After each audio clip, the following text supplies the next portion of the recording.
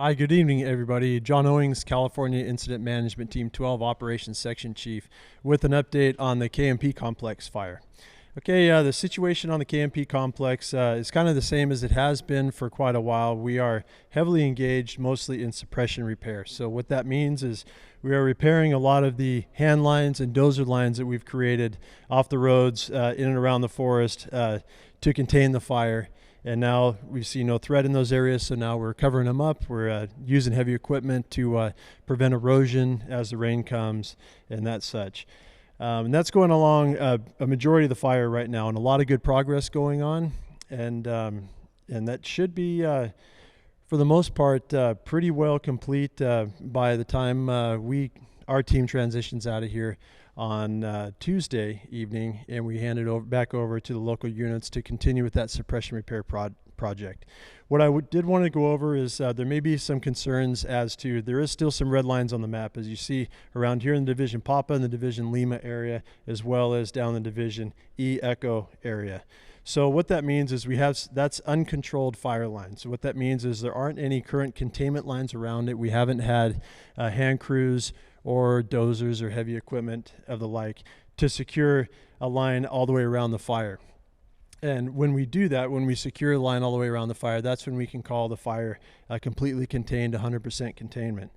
And so the reason that these are still open like that is number one, they're in very remote, rugged areas of the fire.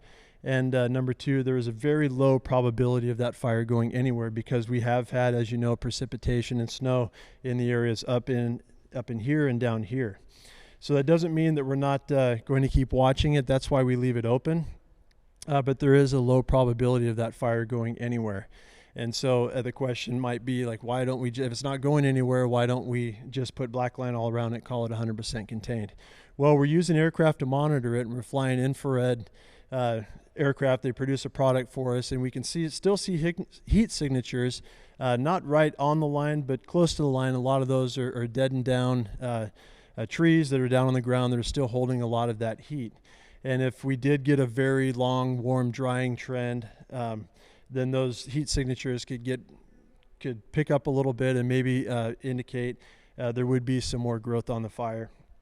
So that's why we're still going to monitor it like that. Again, there is a very low probability, very small probability that the fire will go anywhere. And if it did in this area, you can see there's a big granite barrier. It would just go right up into the rocks, and then there's a natural barrier for us. Instead of having to put heavy equipment in the wilderness or hand crews, that would contain it there.